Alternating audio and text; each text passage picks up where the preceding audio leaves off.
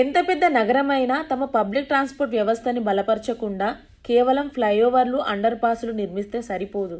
అందుకే వేగంగా అభివృద్ధి చెందుతున్న హైదరాబాద్లో పబ్లిక్ ట్రాన్స్పోర్ట్ వ్యవస్థని కూడా అంతే పగడ్బందీగా ప్లాన్ చేయాలి. ఇందులో భాగంగా గత ప్రభుత్వం 60,000 కోట్లతో ఓఆర్ఆర్ చుట్టూ మెట్రోని నిర్మించాలి అనుకున్నారు. అలానే ఇప్పుడున్న మెట్రోని ఇంకో 10-20 కిలోమీటర్ల మేర విస్తరించాలి అనుకున్నారు. ఈ ప్లాన్ గురించి అప్పట్లో బాగా చర్చ నడిచింది.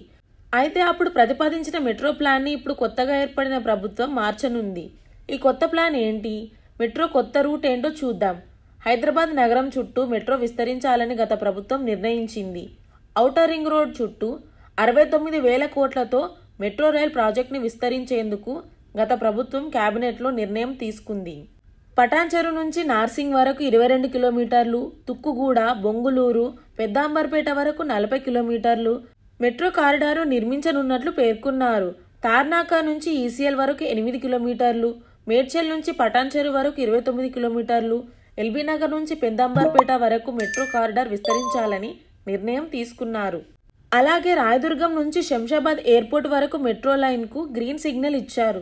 ఈ పనులకు అప్పటి సీఎం కేసీఆర్ శంకుస్థాపన చేయగా ప్రాజెక్ట్ టెండర్ల దశలో ఉంది. అయితే తాజాగా ఈ మెట్రో విస్తరణ పనులకు సీఎం రేవంత్ బ్రేకులు వేయనున్నట్లు సమాచారం. తాజాగా ఎంఐఎం ఎమ్మెల్యేలతో సీఎం రేవంత్ రెడ్డి భేటీ అయ్యి పలు అభివృద్ధి పనుల కార్యాచరణపై వారితో చర్చించారు. ఈ సందర్భంగా ఓఆర్ఆర్ మెట్రో విస్తరణ ప్రాజెక్టు అంశం కూడా చర్చకు వచ్చినట్లు తెలిసింది. ఔటర్ రింగ్ రోడ్ వరకు మెట్రో విస్తరణ అవసరం లేదని, అక్కడ పబ్లిక్ రద్దీ కూడా అంత ఎక్కువగా ఉండదని సీఎం రేవంత్ రెడ్డి ఆ ప్రాజెక్టు రద్దు చేసి పాత నగరాన్ని విమానాశ్రయానికి అనుసంధానం చేయాలని ప్లాన్ చేస్తున్నారు.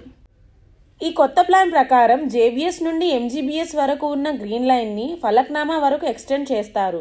ఆ తర్వాత ఫలక్నామా నుండి చంద్రయాన్ గుట్ట, పహాడీ షరీఫ్ మీదుగా ఎయిర్పోర్ట్ వరకు ఎక్స్టెండ్ చేస్తారు. ఫలక్నామా వరకు మెట్రో పొడిగించడం కొంత సమయం పట్టినా ఆ తర్వాత ఎయిర్పోర్ట్ వరకు ఎక్స్టెండ్ చేయడం త్వరగా అవుతుందని, అలాగే భూసేకరణ అవసరం కూడా అంతగా ఉండదని, ఈ రూట్ అయితేనే పబ్లిక్కి ఎక్కువగా ఉపయోగపడుతుందని ఒక అభిప్రాయానికి వచ్చారు. దీనితో పాటు ఎల్బీనగర్ నుండి ఎయిర్పోర్ట్ వరకు ఇంకో లైన్ ఏర్పాటు చేయాలని ప్రతిపాదించారు. ఒకవేళ గ్రీన్ లైన్ను ఫలక్నామా వరకు పొడిగిస్తే ఎల్బీనగర్ నుండి ఎయిర్పోర్ట్కి ఇంకో లైన్తో అనుసంధానించవచ్చని భావిస్తున్నారు.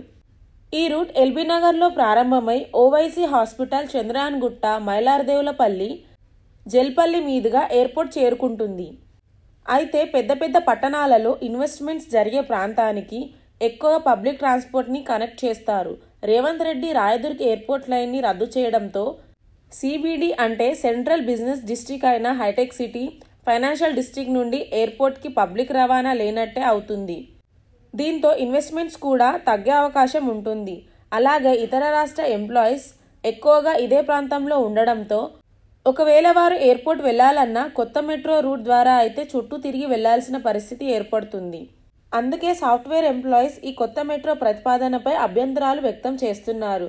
కాకపోతే ఈ ప్రతిపాదన వలన ఇప్పటికే అప్పుల్లో ఉన్న రాష్ట్రంపై కొద్దిగా భారం తగ్గవచ్చని, అలాగే ఈ 5 ఏళ్లలోపే ఈ ప్రాజెక్ట్ని ఫినిష్ చేయడానికి అవకాశం ఉంటుందని, తక్కువ ఖర్చుతో ఎయిర్పోర్ట్కి మెట్రో తీసుకురావచ్చని కొంతమంది అభిప్రాయపడుతున్నారు. Thanks for watching this video.